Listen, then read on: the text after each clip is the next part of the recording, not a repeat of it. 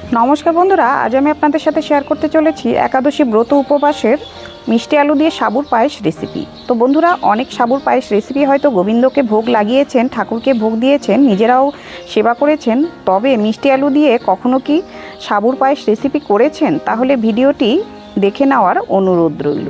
তো সবার প্রথমে আমি ফুল ফ্যাট দুধ আমি বসিয়ে দিয়েছি, শুদ্ধ গরুর দুধ।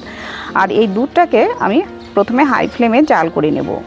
তো উতলে উতলে আমি 5 মিনিটের মতো জাল করে নিলাম। এবার আগে থেকে ভেজানো সাবুটুকু ধুয়ে ভিজিয়ে রেখেছিলাম 20 মিনিটের মতো, সেটাই আমি দিয়ে দিচ্ছি।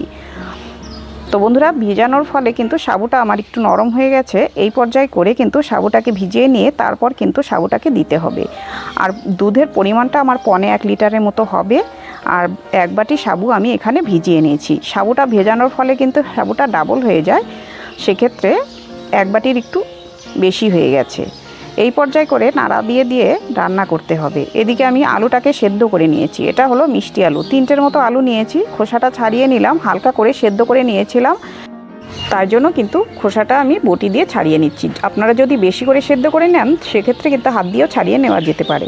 তো বন্ধুরা, একাদশী উপবাসে কিন্তু আমাদের অনেক শাকসবজি খাওয়া নিষেধ রয়েছে, তার মধ্যে আজ্ঞা রয়েছে মিষ্টি আলু খাবার। সেই জন্য মিষ্টি আলুটা এভাবে কিন্তু আপনারা সাবুর পায়েস বানিয়ে নিতে পারেন।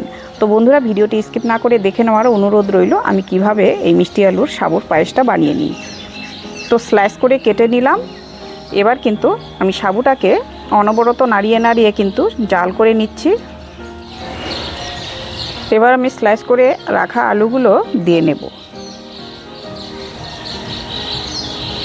তো বন্ধুরা, আমার চ্যানেলে কিন্তু অনেক সাবুর রেসিপি দেওয়া আছে একাদশী ব্রত উপবাসের, আপনারা চাইলে চ্যানেলটাকে চেক করে দেখে নেওয়ার অনুরোধ রইল।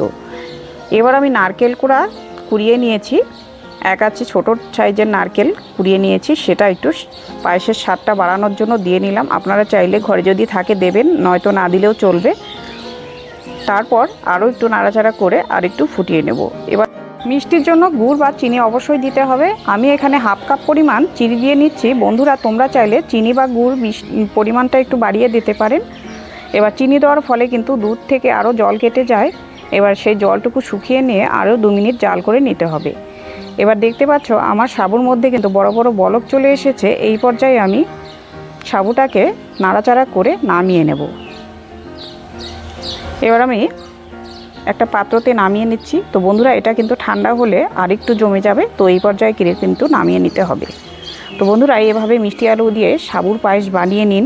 আশা করি আপনাদের এই ভিডিওটি অবশ্যই ভালো লেগেছে। ভালো লাগলে একটু লাইক কমেন্ট শেয়ার করবেন। আর যদি আপনি চ্যানেলে নতুন থাকেন তাহলে চ্যানেলটিকে সাবস্ক্রাইব করে পাশে থাকবেন।